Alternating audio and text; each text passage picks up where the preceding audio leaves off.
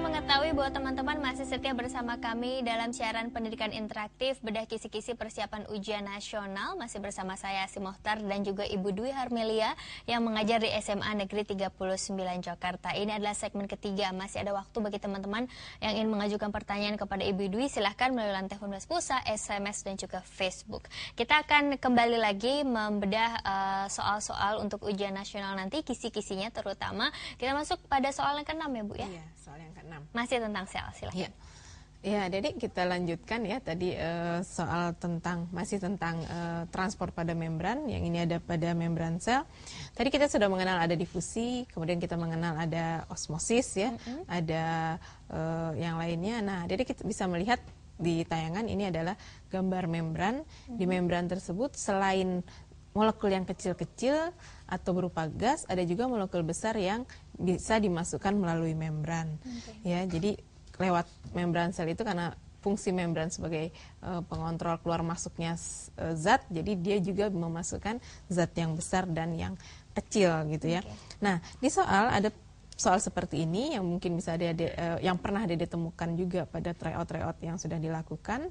Ini ada gambar transportasi pada membran, transportasi zat melalui membran sel. Ada dia bisa lihat ada gambar 1 dan gambar 2. Di gambar 1 terlihat arah panahnya ya. Di sini ada zat yang dibungkus oleh vesikel, kemudian dia keluar seperti itu. Kemudian kalau yang di gambar 2 ada zat yang dari luar, kemudian membrannya melekuk ya, membentuk seperti vesikel, kemudian zatnya masuk seperti itu. Nah, kira-kira gambar 1 dan 2 itu yang mana dari proses transport pada membran?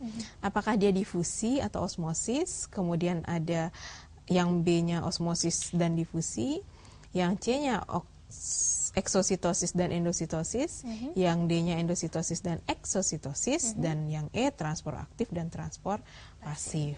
Kalau dari gambar, adik-adik pasti tahu jawabannya adalah eksositosis dan endositosis ya. Ekso berarti tadi kalau gambar 1 itu yang masuk ya kan, masuk ke dalam ya, dari luar berarti masuk ke dalam, itu endo. Kemudian kalau yang ekso yang keluar ya, jadi keluarnya suatu zat dari sel keluar, itu contohnya pada saat pengeluaran hormon. Sementara ada juga yang masuk ke dalam sel, itu prosesnya endositosis. Nah, kedua proses ini masuk dalam kelompok transport aktif ya. Ini adalah kelompok transport aktif, beda dengan osmosis dan difusi pada kelompok transport pasif. Seperti itu. Baik.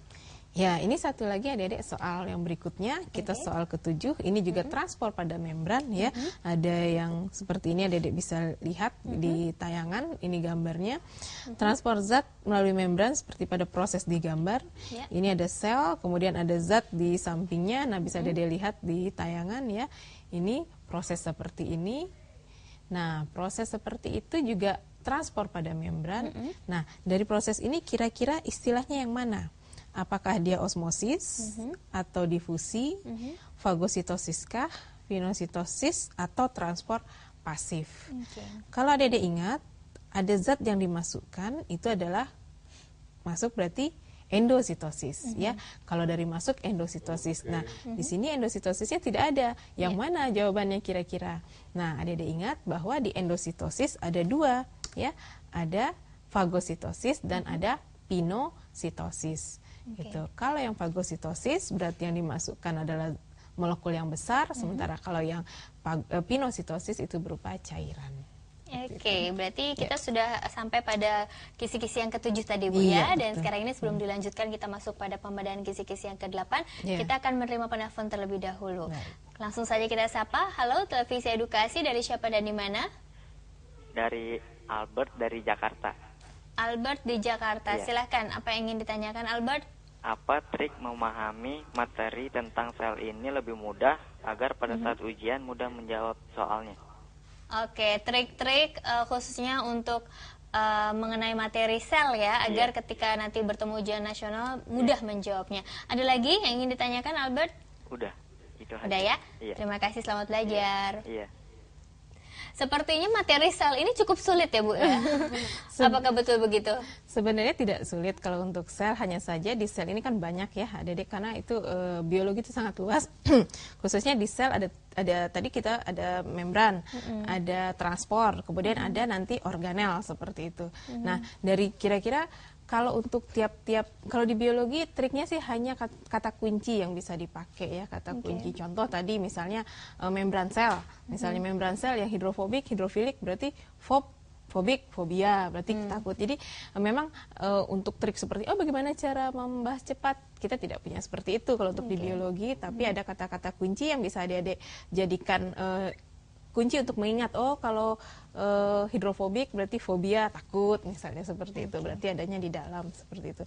Nah, untuk di sel, soal-soal yang sebelumnya yang keluar adalah struktur ya, struktur, kemudian transportnya juga pernah, kemudian organel sel itu sendiri. Adik-adik pahami aja, ingat gambarnya organel ini, kemudian pasti adik-adik ingat fungsi, udah fungsi bisa membedakan. Jadi memang harus dipahami strukturnya, struktur dari sel itu sendiri. Oke, berarti bisa dengan kreatif menciptakan kata-kata kunci untuk mengaitkan dengan istilah-istilah yang ada pada materi sel.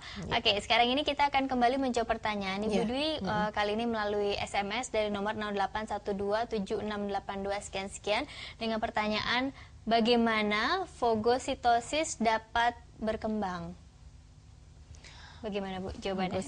Fagositosis itu adalah proses memasukkan zat dari pada sel. Jadi dengan cara kalau pada Anda mungkin pernah melihat pada bakteri ya, bakteri itu kan dia punya rizoid ya, rizopodanya, dia bisa seperti sel itu membuat apa sih istilahnya, menjulurkan gitu ya, sehingga dia nanti ada membuat vesikel zat yang masuk. Jadi berkembang bukan fagositosisnya yang berkembang, itu adalah suatu proses transport pada membran seperti. Nah, Anda bisa lihat di tayangan ini bagaimana sel itu awalnya ada zat yang di luar, kemudian dia dibungkus seperti membungkus ya, dia buat kaki untuk membungkusnya, itu yang proses dari fagositosis seperti itu. Oke, pertanyaan dari teman kita siapa tadi ya?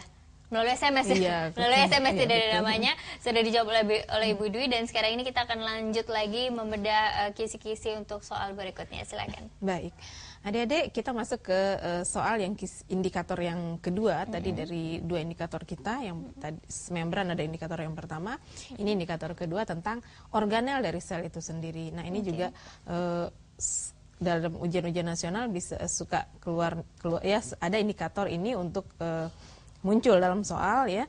Yang biasanya ditanyakan adalah dimunculkan gambar sel, kemudian ditunjuk organel. Nah, biasanya ditanya itu organelnya apa dan fungsinya seperti itu. Atau diketahui fungsinya, kita ditanya yang mana yang organelnya.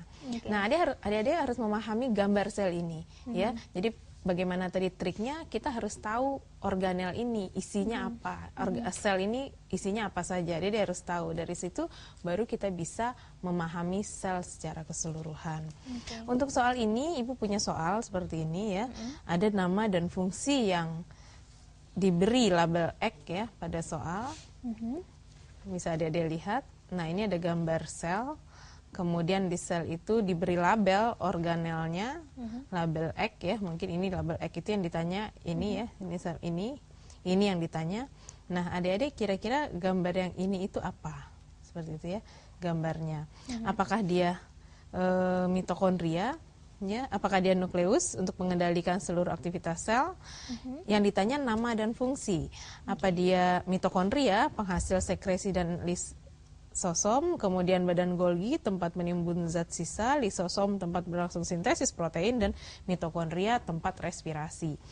Dari ciri struktur organel ini seperti sosis ya, kalau dihafalkan adik-adik mungkin bisa melihat ini yang seperti sosis, maka jawabannya adalah mitokondria. Di atas juga ada, di B juga ada mitokondria, tapi fungsinya berbeda. Adik-adik ingat bahwa mitokondria fungsinya untuk tempat respirasi sel.